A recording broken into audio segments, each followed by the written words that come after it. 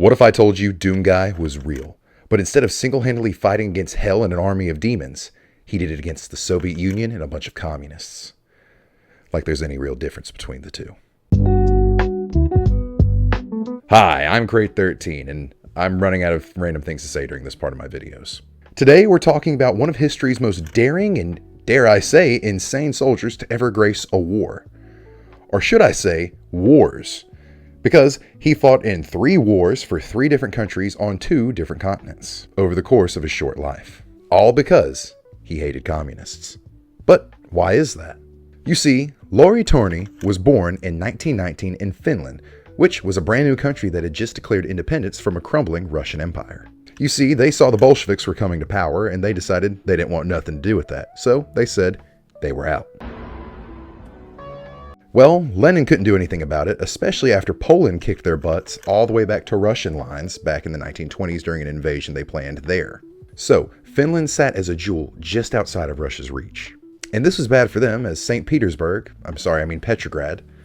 Leningrad, sat just 20 miles or 32 kilometers from the then Finnish border. So, in 1939, Russia would invade Finland, and a 20-year-old Lauri would be waiting for him, as he had just enlisted the year previously. You see, he was an extremely disciplined young man who had a mind made for warfare.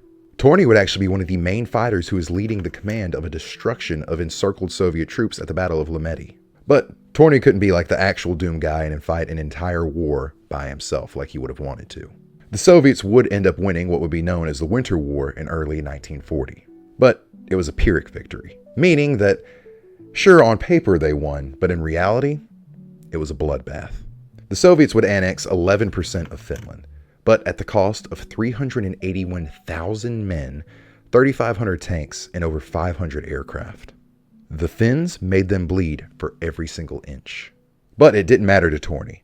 You see, his hometown that he grew up in now lay beyond Soviet lines, and his family had to flee as refugees. Torni had a new hate in his heart. And from this day, he would fight the Soviets any way that he possibly could. And he would get that opportunity very soon. Due to his actions in the Winter War, he would be promoted to vanrikki, or second lieutenant, and would be selected for officer school and would graduate there in 1940. Now, you know how I said he would do anything to fight the Soviets? That's where this part comes in. On June 21st, 1941, the German army would invade the Soviet Union in Operation Barbarossa, in part due to the Soviet Union's shortcomings and failures in Finland the year previously. Well, when Torni heard the news, he immediately went to Vienna, Austria, and for 7 weeks trained with the Waffen-SS. Yeah, the really bad dudes. So, Lauri would take these newfound skills and go back to Finland and fight in what was known as the Continuation War, which was basically Finland's involvement in the Second World War, where they would invade the Soviet Union supporting the Germans. He would form the Torni detachment, which worked as one of the earliest special operations teams, and they would deploy deep behind enemy lines in the Soviet Union. They worked like a reverse Inglourious Basterds team and would wreak havoc across the Soviet Union. And it was here Torni would develop a legendary status amongst his men, leading them into battle. His actions would cause the Soviets so much trouble that they offered a bounty of 3 million Finnish marks on his head.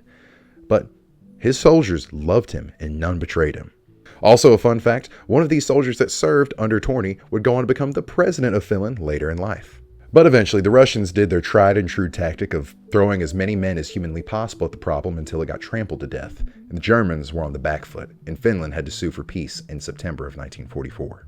So part of this peace agreement was Finland had to expel German troops from its lands and disband its army.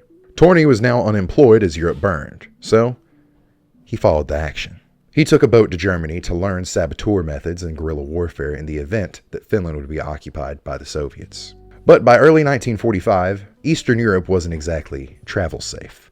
So, Lauri went back to his SS roots. He enlisted officially as an SS soldier for the German military and would fight the Soviets very effectively. He probably would have used something like this, a Mauser K98K, which I picked up recently to back up the Mosin back there.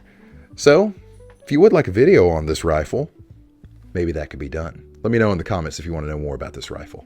So the Soviets would continue to steamroll towards Berlin, and Lauri was no idiot. He knew if he was captured by them, he would probably be sent to a gulag and worked to death over the course of 10 years, if not outright just tortured to death. So he fought for literally as long as he could until he ran west to surrender to British forces as VE Day was hailed in Europe. But he wouldn't stay there long, as he would escape his POW camp in June of 1945 and make his way all the way back to Finland to try and link up with his family in Helsinki. But remember how I said Finland had to switch sides during the war? Well, that was kind of still in effect. The Finnish state police, the Valpo, arrested Torni for treason since he continued to fight for Germany after Finland surrendered. But he escaped again, until he was captured again, and he was sentenced to prison for 6 years.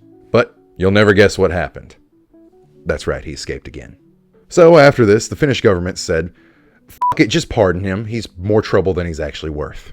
So he was a free man, and with this newfound freedom, he wanted to keep fighting. So he continued to go west. But his goose-stepping past made that a tiny bit difficult.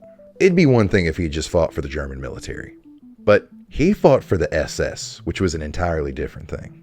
So he hid out in Sweden for a little while, and he was planning to leave quickly until he met one Miss Marja Kops, and he quickly fell in love, and they even quicklier, it's not a word I know, got engaged. But in this moment of peace, he sat there staring in the eyes of his lover, and he knew he had a choice. Love or hate.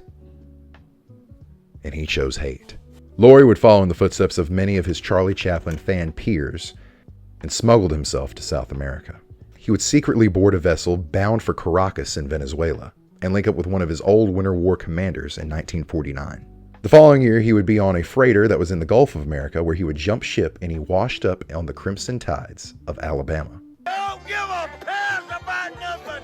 Blitz, Bama, blitz, baby. Blitz, Bama, blitz. After a long travel to New York City, Lauri would end up staying in a Finnish enclave in Brooklyn and worked as a carpenter for a few years. Eventually, though, Torni would become a U.S. citizen with the help of the Office of Strategic Services, or as it was starting to become known as, the CIA.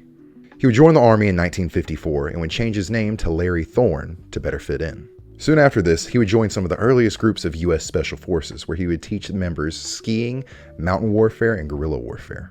By 1960, he had reached the rank of captain and was stationed with the 10th Special Forces Division in Western Germany. While he was here, he actually got to visit his family for the first time in over a decade, and he stared out across the Iron Curtain angrily, probably wanting to start an international incident, but he held his temper back. He probably got to relive some fun memories while he was in Germany. He also got to deploy to Iran, where he would work in search and rescue teams up in the Zagros Mountains, and it was here he would earn an excellent reputation with anyone who got to work with him. We probably could have used his help a few weeks ago, actually. Anyways, all these deployments were building up to him actually being able to fight the communists again, but this time in Vietnam.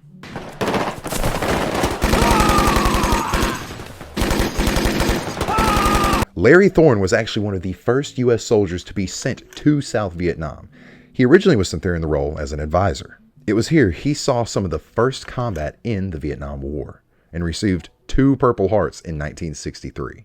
After he recovered from these injuries, he would then go back for a second tour in Vietnam, and it was here he would join a MACV-SOG team, which, as I've said before on this channel, these guys were legit, and they are deserving of an entire video themselves. Torni would be an absolute menace to the Viet Cong during his time in Vietnam. He was key in launching raids to destroy them and their supply lines into South Vietnam. But in October of 1965, he would go on his last raid.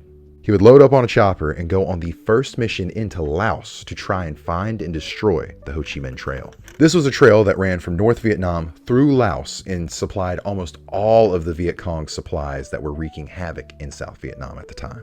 But sadly, Lauri was not successful in this.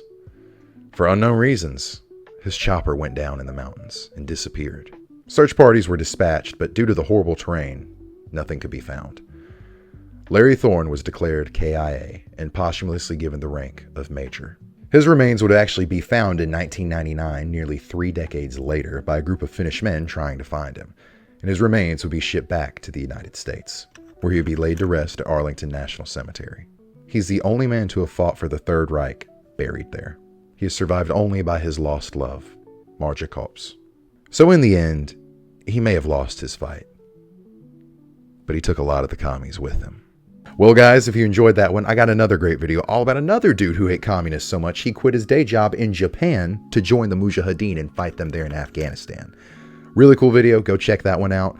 But if you want to help support the channel, buy merch, support the cause.